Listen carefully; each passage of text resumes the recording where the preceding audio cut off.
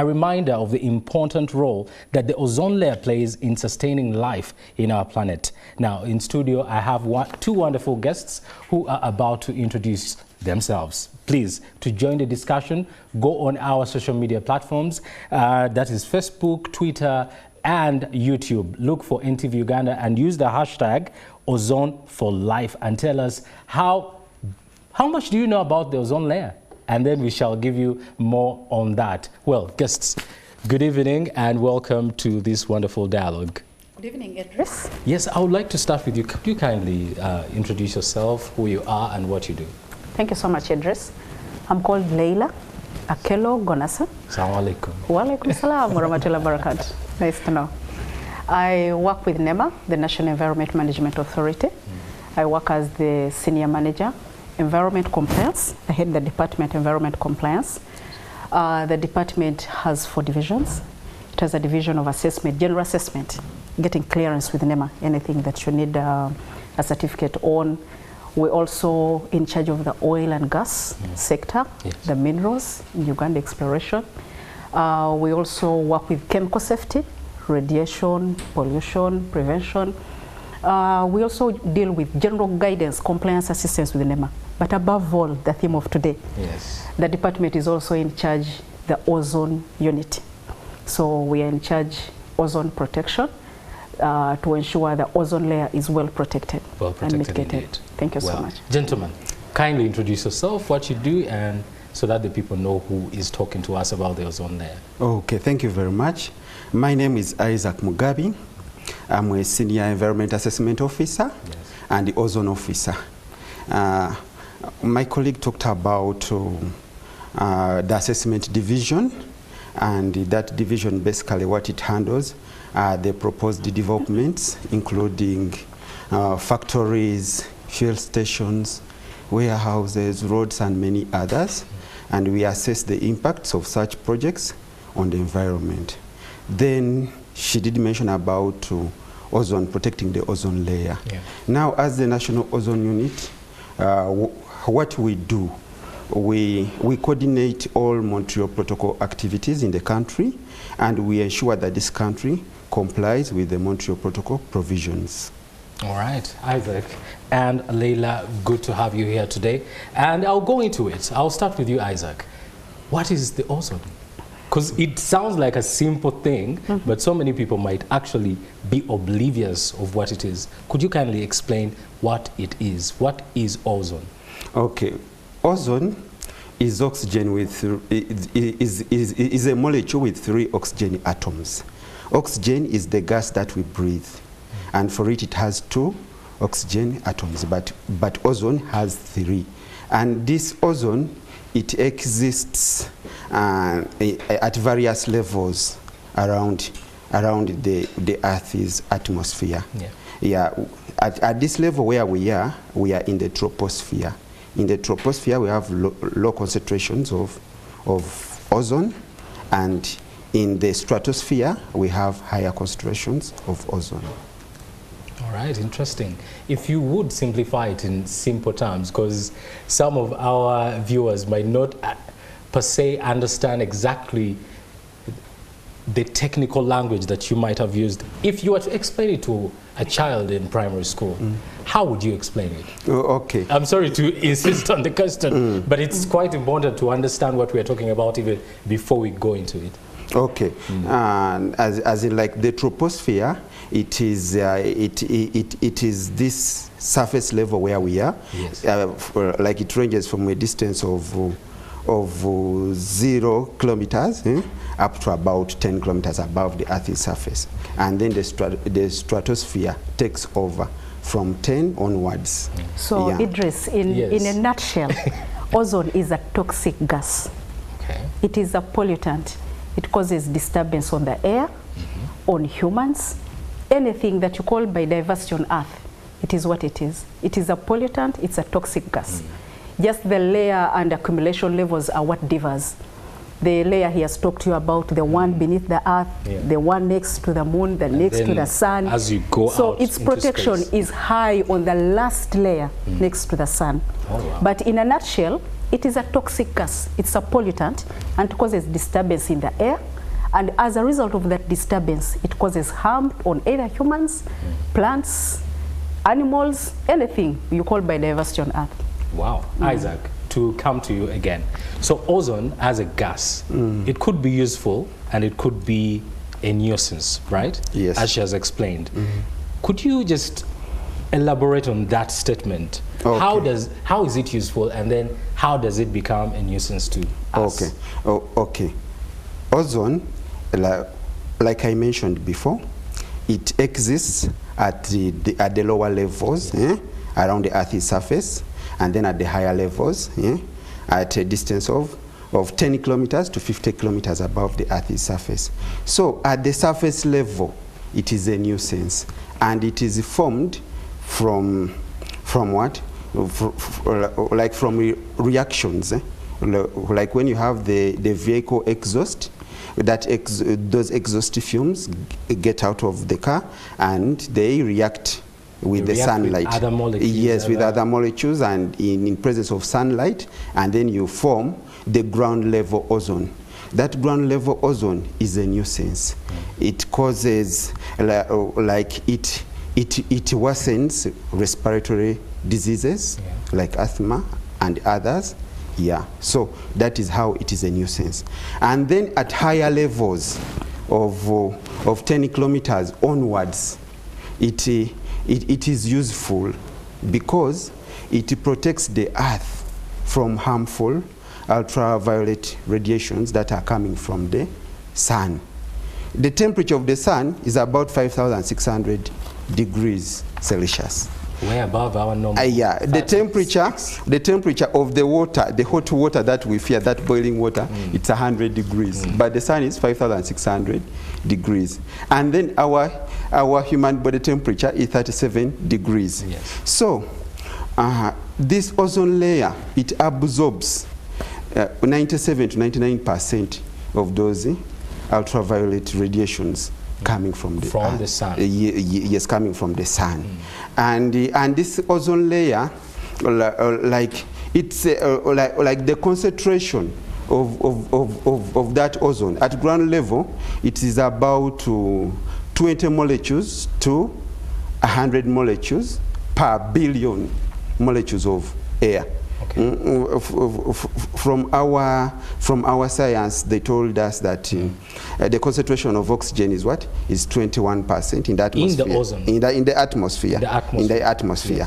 Yes. And then the concentration of nitrogen is 78%. So if you have a billion molecules of air, that means the 21, about 210 million is for oxygen, 780 million is for nitrogen, and then oxygen at ground level, it's about only 20 molecules to 100 molecules. Then at the levels where it is concentrated in the stratosphere, it is about 1,000, 2,000, 3,000 molecules of what? Of ozone, and the rest being oxygen and nitrogen, and then plus a few other gases. Isaac, you mentioned before that the ozone at ground level is accumulated or created by the exhaustion from our cars, maybe factories too. So when it's formed at ground level, does it go up or does it stay at ground level? Does it evaporate to the upper? It depends. It can move with time. It can move with time to the upper levels. Yeah. With time. Yeah. How long would that take? A year?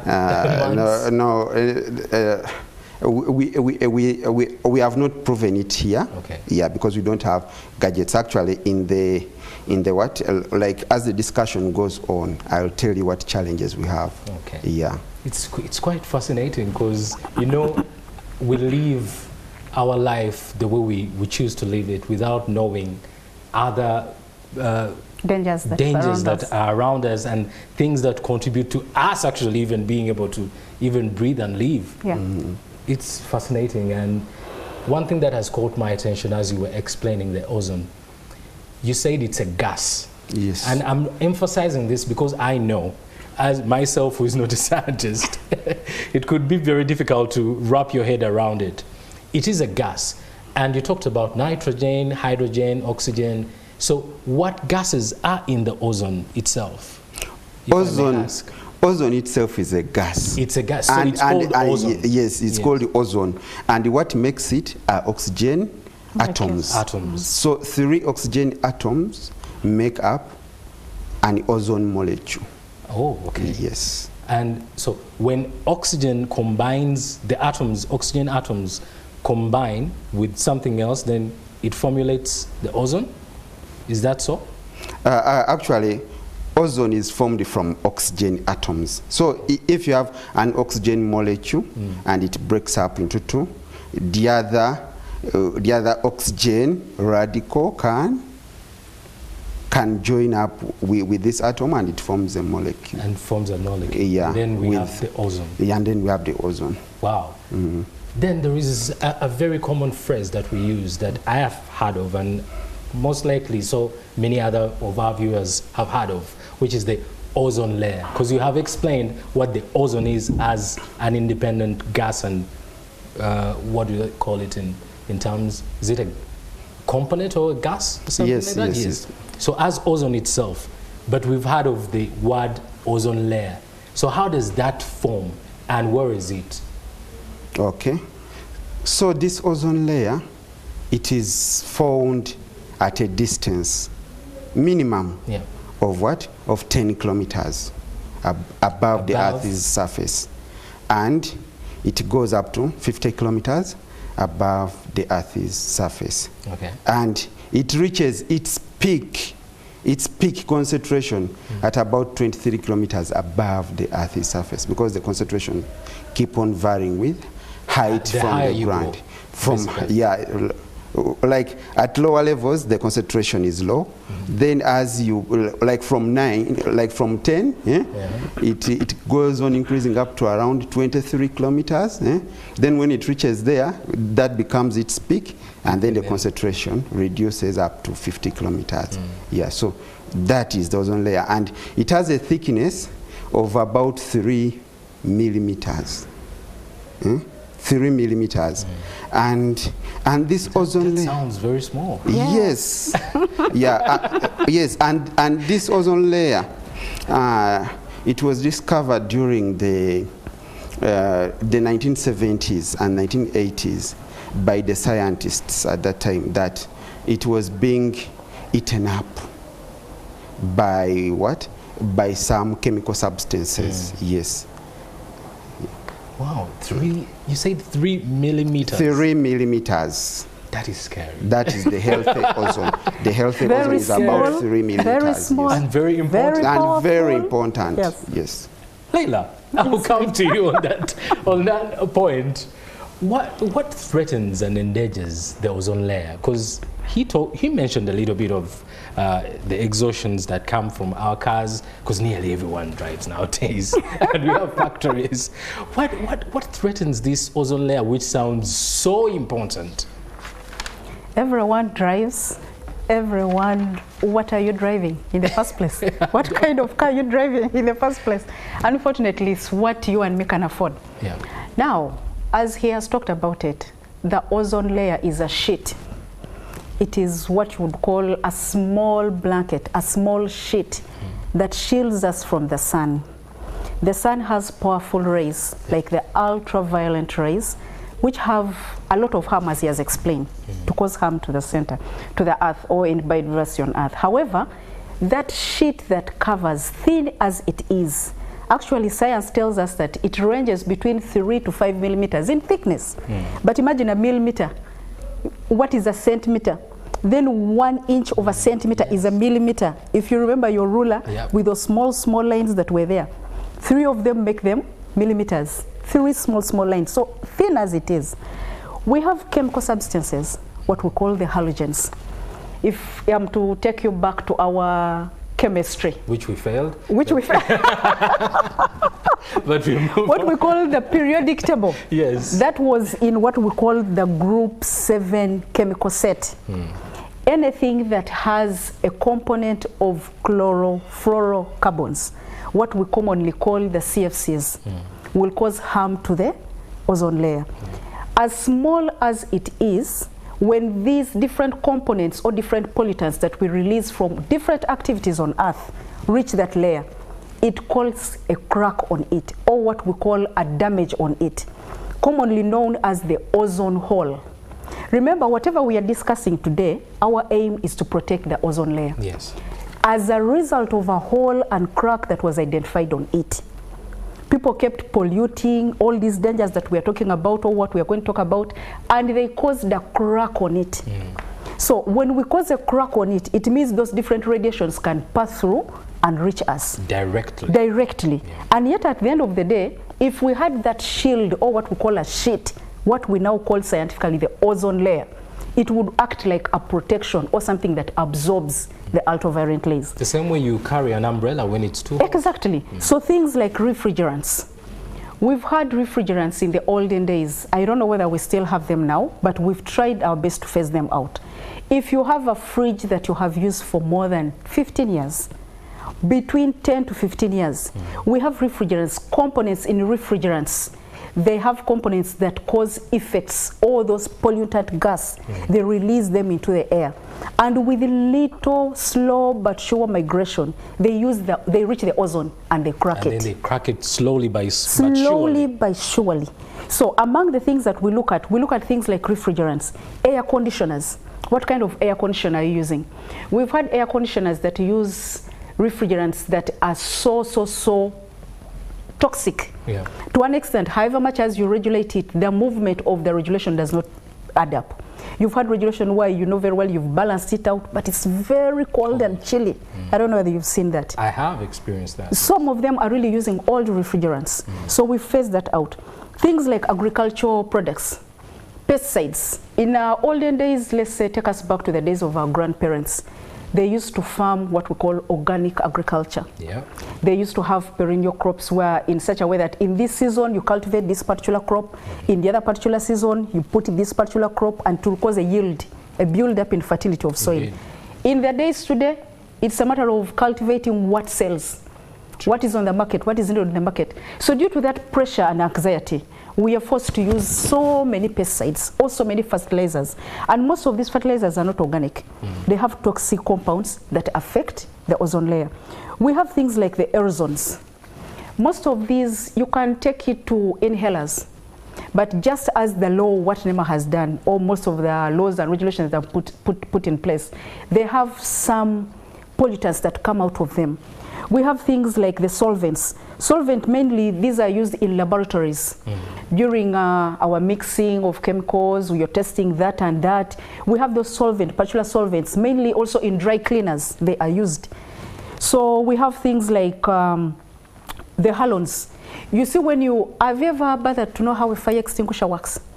It has a particular gas that comes out when you trigger it, that and rapid. It has that fume. Yes. So you find that in air conditioners, we used to use them also.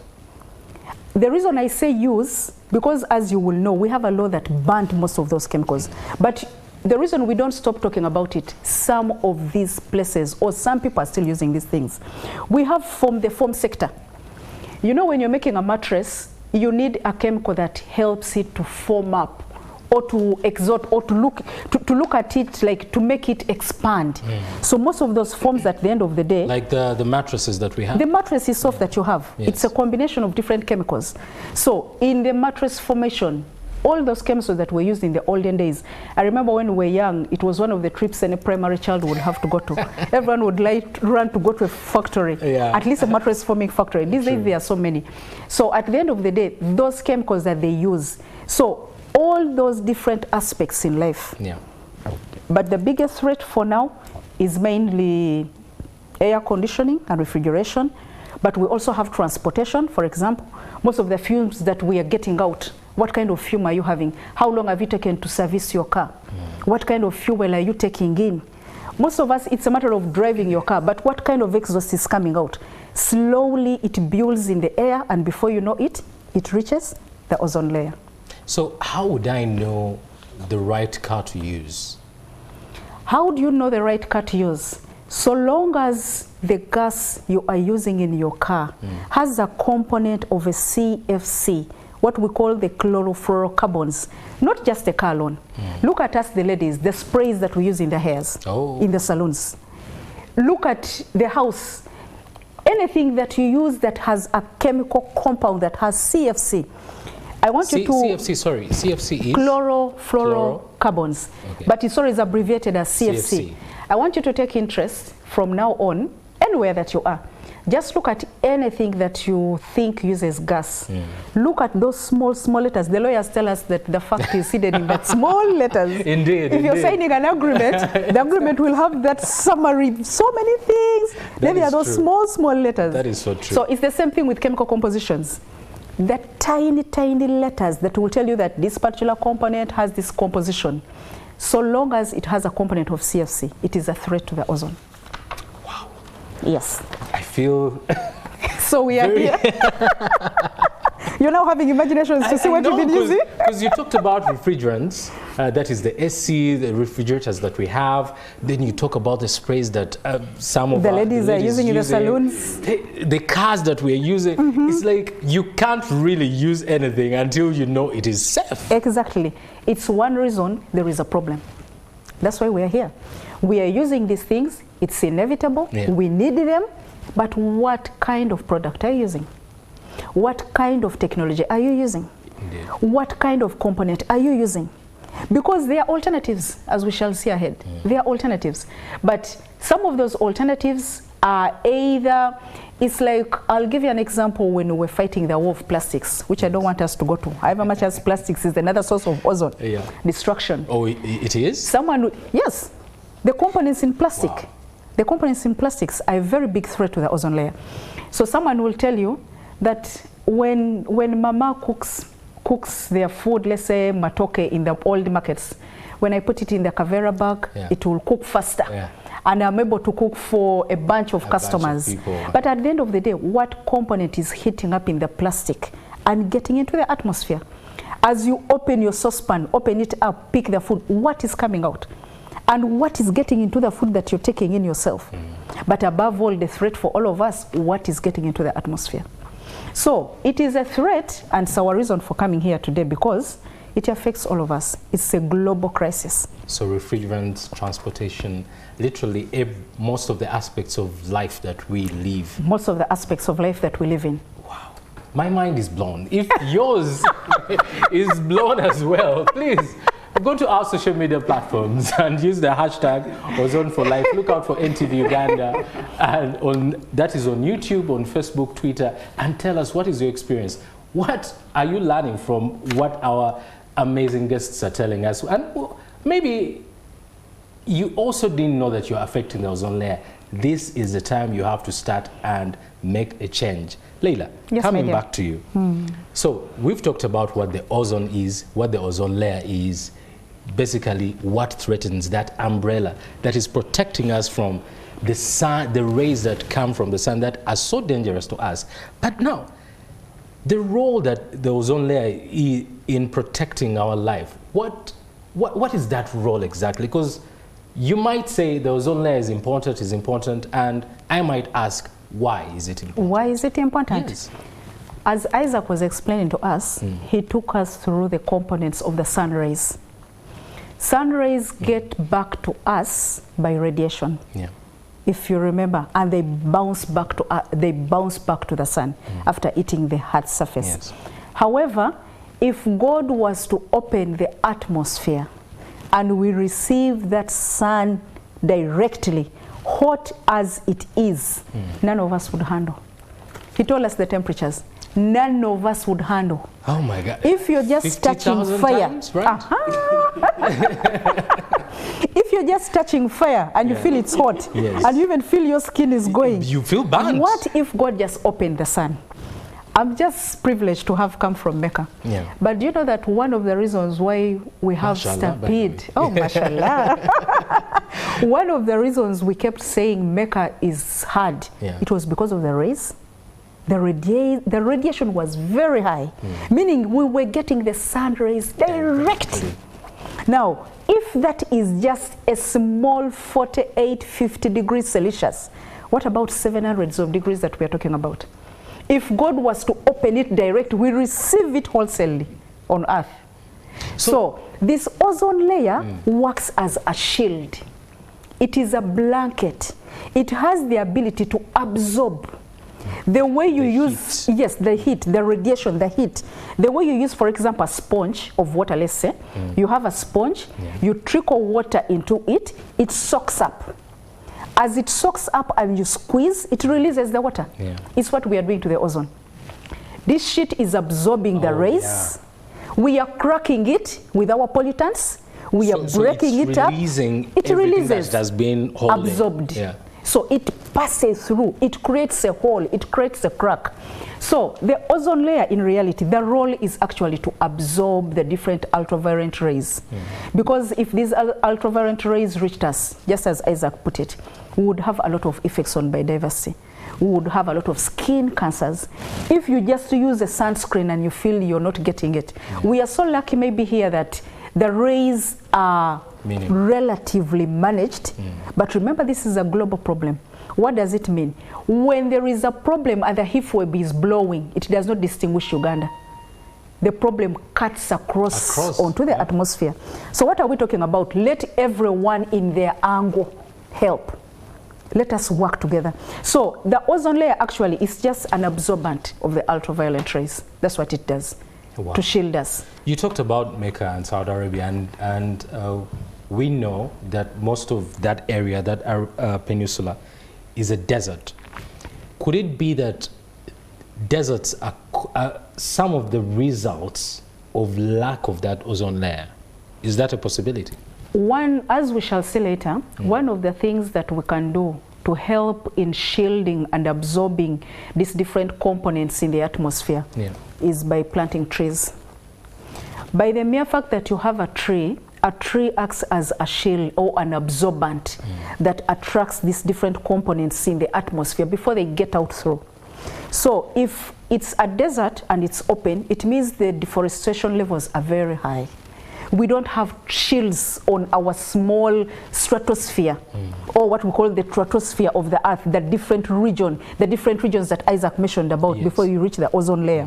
We don't have small shields on earth that are absorbing the different pollutants in the air.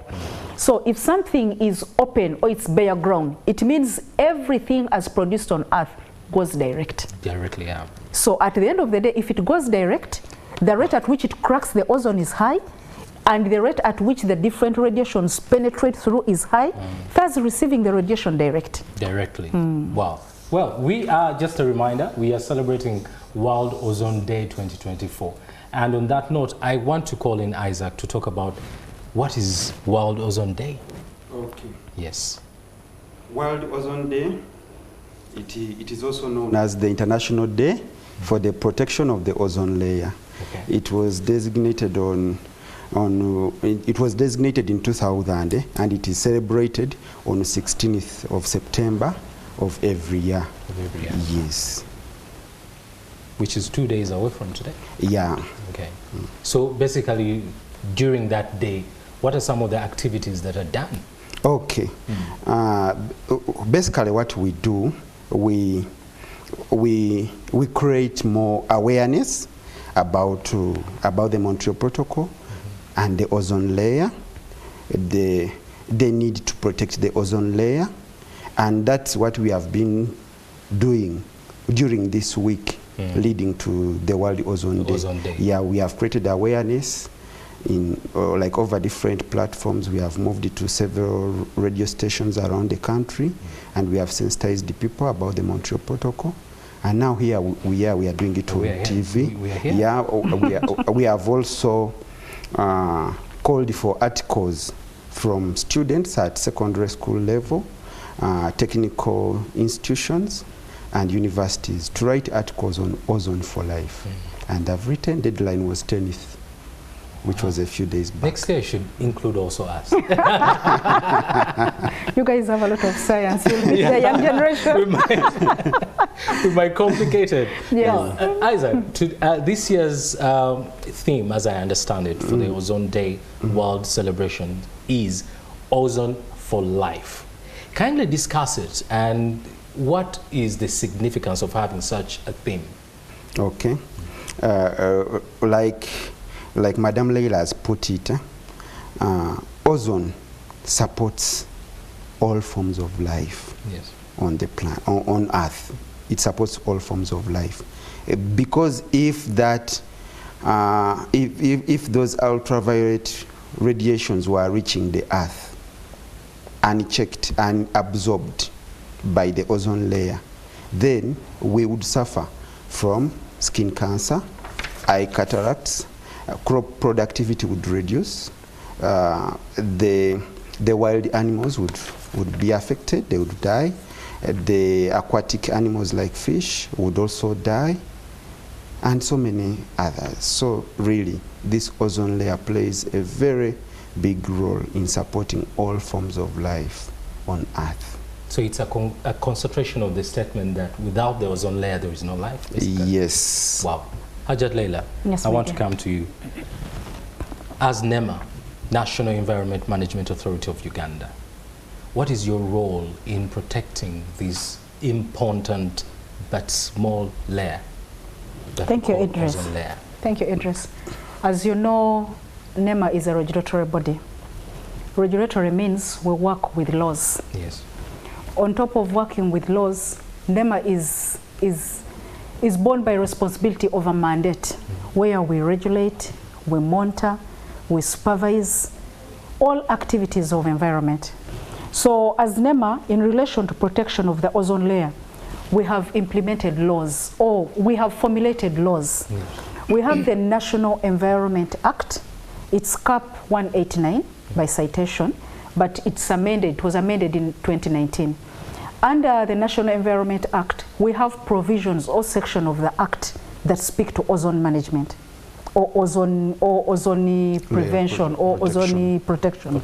So in those regulations, in those different sections of the Act, we stipulate what things that you should do to ensure you protect the ozone. What kind of components you should use to ensure you protect the ozone. But as regulation as is, if you are found using or doing the opposite, you commit an offense. And meaning it's liable to punishment. So as NEMA, we have made laws. Specifically, to speak to ozone, we have a full regulation. We call it the ozone regulation. It's called ozone, the management of ozone depleting substances and products regulation. Yes. It was a law that was first made in 2001 as Uganda joined the protocol. We made a law, but with the time, there were different amendments. For example, we had the Kigali agreement that came into place that added the CFCs. So there was this need of amendment, just as we amended the Act. Before, we didn't have things that were speaking to oil and gas because we didn't have it in the country. Sure. So with the time, we joined the Kigali we joined the Kigali amendment, but we had the survey in the country. We became more aware. Do you know that in life is so funny. We live life in such a way that when you don't know something, it kills you slowly. Yeah. Kills you slowly. Indeed. When you get to know about it, you become so conscious to an extent that when you become so conscious about it, you actually become more enlightened and you're prevented from it. True. So same as a country, we became more enlightened about ozone. So we amended our initial regulation of 2001 to now the new regulation that manages ozone substances and products to a 2020 regulation. So in reality, we call it the management of ozone depleting substances and products regulation. But also as NEMA, we enforce these laws. We have different things that we do. For example, if we say all refrigerants should do this, or all technicians should use these particular products, yes, we go ahead to ensure we teach them. We go ahead and ensure we enlighten them. So we enforce the law. We don't just make the laws, but we also enforce the law. We also coordinate both internal and external partners. As we speak, NEMA is the unit that houses the ozone layer management unit. And we are proud to say that Isaac is our contact person for the ozone layer. is the national focal person for the ozone project in Uganda. So we house the unit, but also we create awareness, and here we are. Indeed. Maybe between you and me, there are people who have never heard of it. Oh, they are. Maybe there are people who never heard of it. Sure. And yet, between me and you, so long as you went through all of education in Uganda, you were taught. Yeah. But it doesn't mean that everything that I was taught, I still remember. I have so many things I don't remember. So many things that don't even make sense. After school. So many things you don't remember. And someone tells you ozone and you're like, what is ozone? Is this now? What's ozone? Is it a meal? I was shocked. I was discussing with my P7 child, and the chap knows ozone. Yes. I was like, wow. If you were to ask me, an ordinary person. Somewhere I knew Majimaji Rebellion when I was in primary school. Exactly. Now I have no idea. Exactly. So the same things, some of the things that we do is creating awareness. Yeah. Little known World Ozone Day. And maybe we even didn't know. It's quite important to remind people of the things that probably seem not important, yet they are so critical. Very critical. And I think this is why such dialogues are so important. And the work they're doing, Isaac, as the coordinator for that, the ozone layer protection, is it Montreal Protocol? Montreal Protocol, which houses the ozone project is so important, Isaac. You'll be remembered for that. Yeah. Well, Isaac, to come to you, since you're doing such great work, you talked about the Montreal Protocol, and Hajati talked about legal regulations, the acts that NEMA, of course, is trying to put in place. What is the Montreal Protocol? Okay, the Montreal Protocol is a multilateral environment agreement that came into place at a time when it was realized that there were chemical substances that were depleting the ozone layer, and the thickness of that ozone layer was diminishing. I told you the thickness. The healthy ozone is about 3 millimeters up to 5, not so? Yeah. So it had reduced to levels below 2.2 millimeters. And it kept on diminishing, and the lowest level was, it was recorded to be 0.74 millimeters. So at that time, the various countries united, and they came up with the Montreal Protocol. And that Montreal Protocol was supposed to do what? To stop all those, like to phase out all those chemical substances that were causing ozone layer depletion. She did mention about what? About chlorofluorocarbons.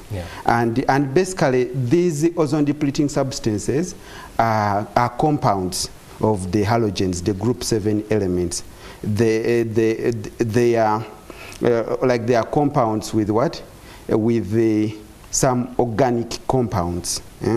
In chemistry we call them the alkanes, the gaseous alkanes. So when they react, those halogens, when they react with those gaseous alkanes, they form compounds like the chlorofluorocarbons, and then the methyl bromide and many others that are used in various sectors that she did mention about.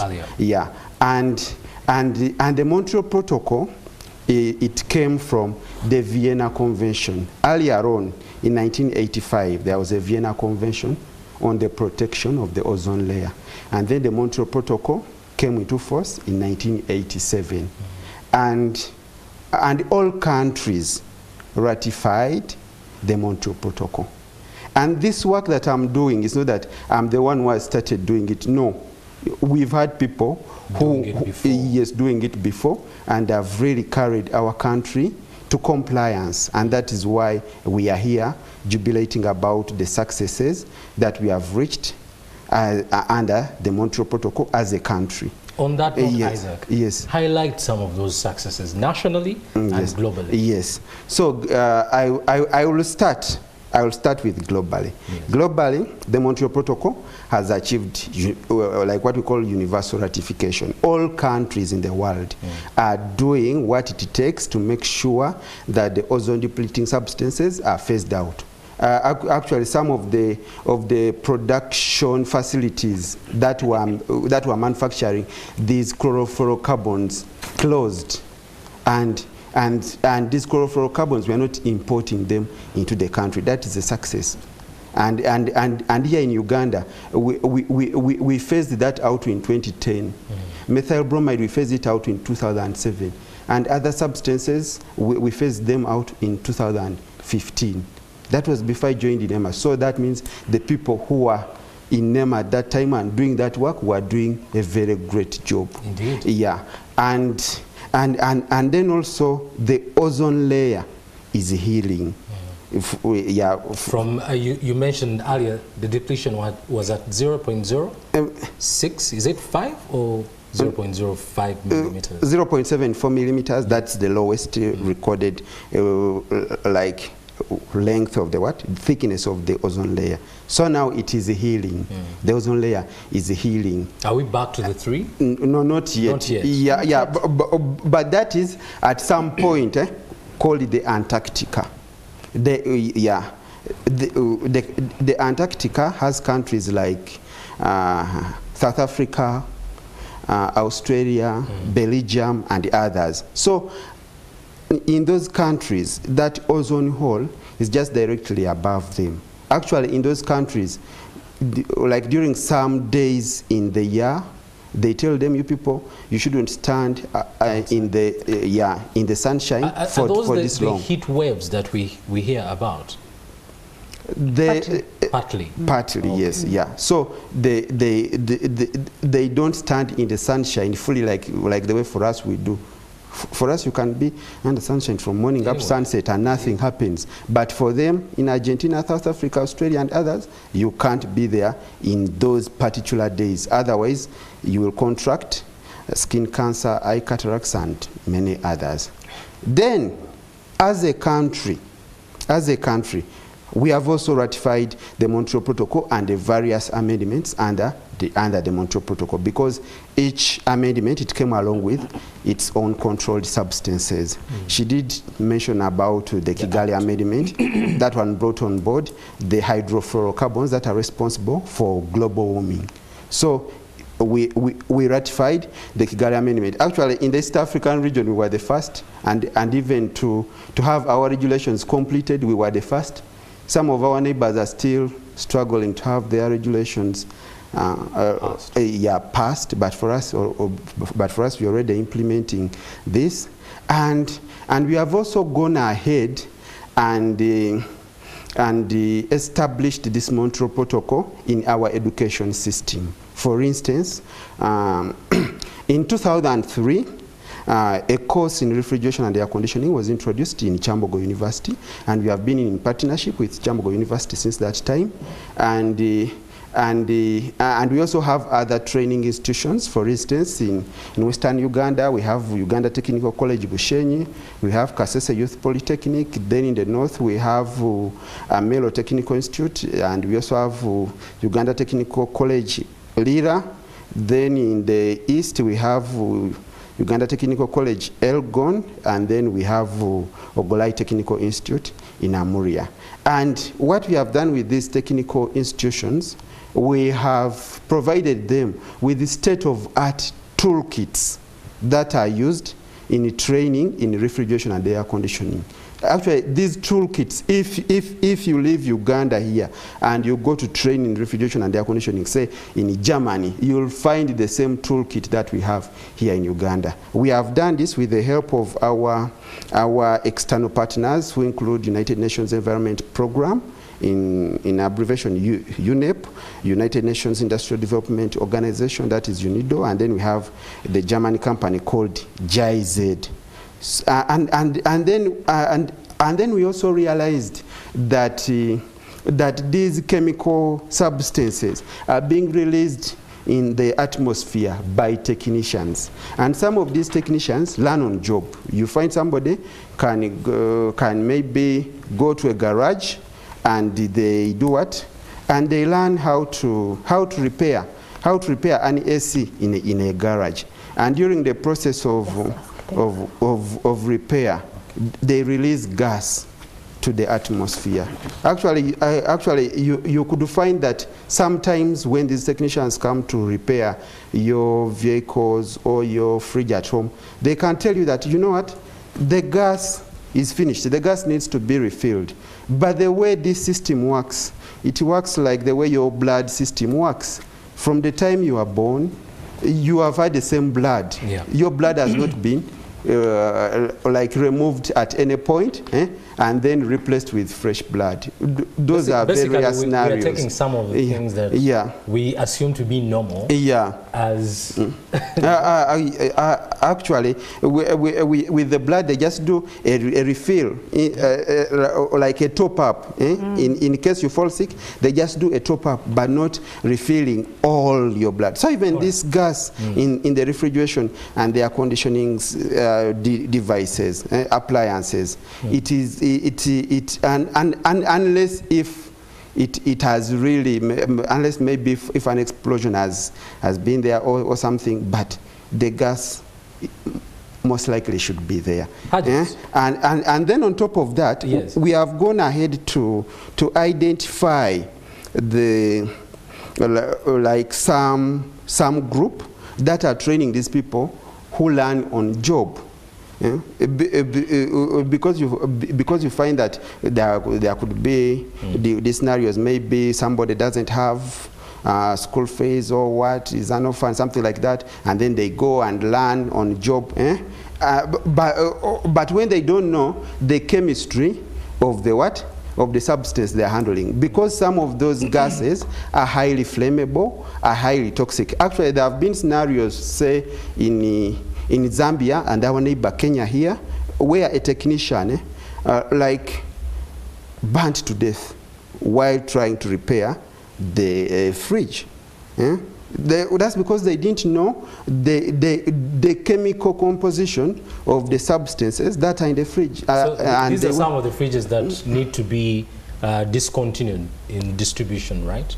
Not necessarily. It's just a matter of learning how to handle everything safely. Okay. Yeah. So Isaac, yes. Sadly, we are running out of time, and this is such an important conversation that I think hopefully we shall be back right here to discuss more. But lastly, Hajat, I want to bring you in, and I want you to talk about what are some of the sustainable practices that can be adopted at individual, community, and national levels to enhance the ozone layer protection. Thank you so much, Idris. In a few minutes. In a nutshell, yes. Can we learn and implement desired policies tailored to ozone layer protection? Can we have the ability? Can we advocate for those policies that are environmentally friendly? Those things that we know are environmentally friendly protect the ozone. For example, can we find a way of making sure in whatever we are doing, for example, with the rack systems, what we call the refrigeration, air conditioning systems, can we use those refrigerants that we can reuse, we recycle, and recover? But can we also use those that we call the retrofitting ones, meaning you can replace? Do you have your fridge? You've heard of people saying, the technicians saying, your fridge lacks gas, we need to top up. What are you topping up with? Can we use those particular refrigerants that are environmentally friendly? Can we adopt alternatives? If you have a fridge in your house that you have used for more than 15 years, trust me, it is not ozone friendly. Can we kindly replace them? Can we ensure we hire trainers that are certified? He has told you what the Ozone project is doing. We have widely trained. We have trained institutions, we have trained technicians. We have a success story in Endeavour and in Mukono of people who are selling and manufacturing these refrigerators. They are even now getting to exporting them. Can we support these people? Can we ensure that if you have any problem, you know, we live in a world where everyone is engineer. So long as you're putting on the helmet, you're called engineer. But can we just use those that are ratified or those that are certified and trained by NEMA? Can we support reforestation? How many times do you plant a tree? Can you just have a reason to plant a tree? Yeah. Can we just have a small occasion, whatever occasion it is, commemorate it with tree planting?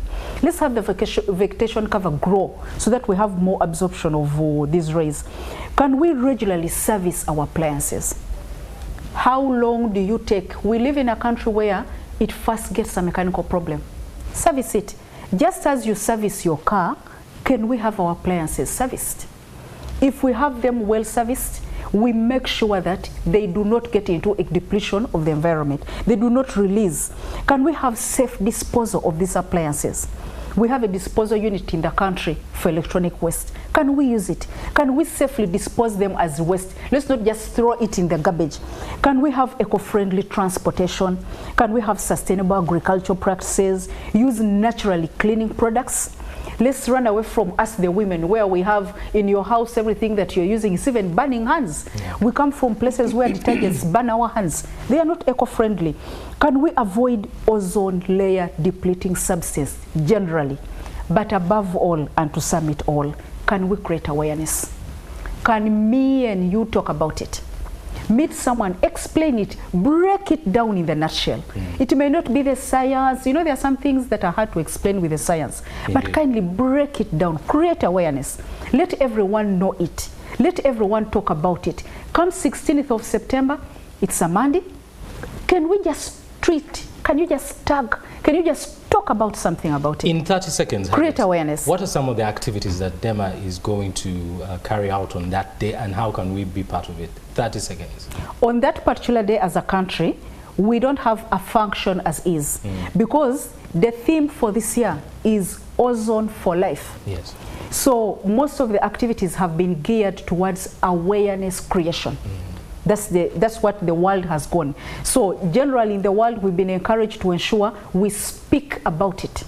Speak about it either by talking about it, write an essay about it, teach it. It's one reason he has told you NEMA has ensured we receive the articles. And we shall get a day that we shall have to bring these people together and have a ceremony.